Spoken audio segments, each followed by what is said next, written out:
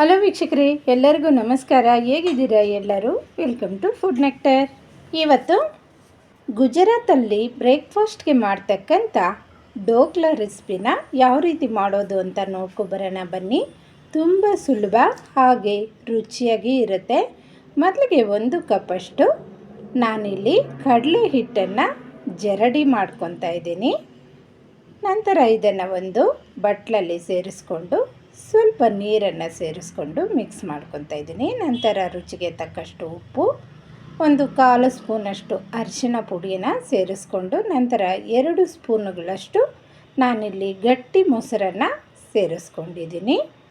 ನಂತರ ಅರ್ಧ ಸ್ಪೂನಷ್ಟು ಅಚ್ಚ ಖಾರದ ಪುಡಿ, ಜೀರಿಗೆ ಹಾಗೂ ಕಾಳು ಮೆಣಸಿನ ಪುಡಿಯನ್ನು 1 ಸ್ಪೂನಷ್ಟು ಸೇರಿಸ್ಕೊಂಡಿದ್ದೀನಿ. ನಂತರ ಇಲ್ಲಿ ಈನೋ ಪ್ಯಾಕೆಟನ್ನು ಸೇರಿಸ್ತಾ ಇದ್ದೀನಿ. ನಿಮ್ಮ ಹತ್ರ ಈನೋ ಪ್ಯಾಕೆಟ್ ಇಲ್ಲ ಅಂದರೆ ನೀವು ಅಡುಗೆ ಸೋಡಾನ 1 ಸ್ಪೂನಷ್ಟು ಸೇರಿಸ್ಕೊಂಡ್ರೂ ಚೆನ್ನಾಗಿ ಬರುತ್ತೆ. ಇದೆಲ್ಲವನ್ನು ಚೆನ್ನಾಗಿ ಮಿಕ್ಸ್ ಮಾಡಿಕೊಂಡು ಇದು ಒಂದು 10 ನಿಮಿಷಗಳ ಕಾಲ ನೆನೆಯೋಕ್ಕೆ ಬಿಟ್ಟಿದ್ದೀನಿ. ನಂತರ ನಾನಿಲ್ಲಿ ಇದಕ್ಕೆ 2 ಸ್ಪೂನಷ್ಟು ಅಡುಗೆ ಎಣ್ಣೆನ ಸೇರಿಸ್ಕೊತಾ ಇದ್ದೀನಿ. ಇಲ್ಲಿ ಒಂದು ಬಟ್ಲಿಗೆ ತುಪ್ಪನ ಸೇರಿಸ್ಕೊಂಡು ಇದನ್ನು ಎಲ್ಲ ಚೆನ್ನಾಗಿ ಬಟ್ಲಿಗೆ ಸವರಿ ರೆಡಿ ಮಾಡಿಟ್ಕೊಂಡು ಈ ಕಡಲೆ ಹಿಟ್ಟಿನ ಬ್ಯಾಟರನ್ನು ಇದಕ್ಕೆ ಸೇರಿಸ್ತಾ ಇದ್ದೀನಿ.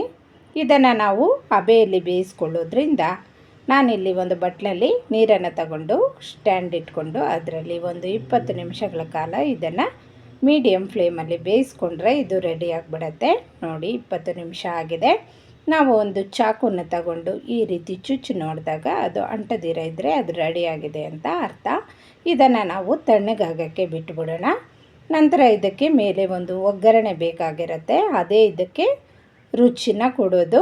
ಮೊದಲಿಗೆ ನಾನು ಒಂದು ಕಡಾಯಿಯನ್ನು ಬಿಸಿ ಮಾಡಿಕೊಂಡು 1 ಸ್ಪೂನಷ್ಟು ಎಣ್ಣೆನ ಸೇರಿಸ್ಕೊಂಡಿದ್ದೀನಿ. ಅದಕ್ಕೆ ಸಾಸಿವೆ ಹಾಗೂ ಸ್ವಲ್ಪ ಜೀರಿಗೆನ ಸೇರಿಸ್ಕೊಂಡು 1-2 ಹಸಿಮೆಣಸಿನ್ಕಾಯನ್ನು ಸಣ್ಣಗೆ ಕಟ್ ಮಾಡಿ ಸೇರಿಸ್ಕೊಂಡು ಇದನ್ನು ಚೆನ್ನಾಗಿ ಹುರ್ಕೋಬೇಕಾಗಿರತ್ತೆ. ನಂತರ ಕರಿಬೇವಿನ ಸೊಪ್ಪನ್ನು ಸಹ ಕಟ್ ಮಾಡಿ ಸೇರಿಸ್ಕೊಂಡು ಇದು ಚೆನ್ನಾಗಿ ಫ್ರೈ ಆದಮೇಲೆ ಇದಕ್ಕೆ ಸ್ವಲ್ಪ ನೀರನ್ನು ಸೇರಿಸ್ಕೊಂಡು ರುಚಿಗೆ ತಕ್ಕಷ್ಟು ಉಪ್ಪನ್ನು ಸೇರಿಸ್ಕೊಂಡು ಕೊತ್ತಂಬರಿ ಸೊಪ್ಪನ್ನು ಸೇರಿಸ್ಕೊಂಡು ಲಾಸ್ಟಲ್ಲಿ ನಾವು ಇದಕ್ಕೆ 1 ದೊಡ್ಡ ಸ್ಪೂನಷ್ಟು ಸಕ್ಕರೆನ ಸೇರಿಸ್ಕೋಬೇಕಾಗಿರತ್ತೆ.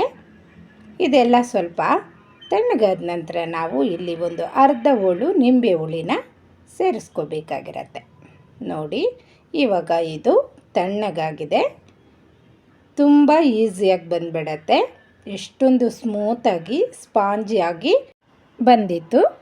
ಇದನ್ನು ವೆಯ್ಟ್ ಲಾಸ್ ಮಾಡೋರು ಸಹ ಬ್ರೇಕ್ಫಾಸ್ಟಾಗಿ ಬಳಸಬಹುದು. ರುಚಿನೂ ಅಷ್ಟೇ ಅದ್ಭುತವಾಗಿರುತ್ತೆ.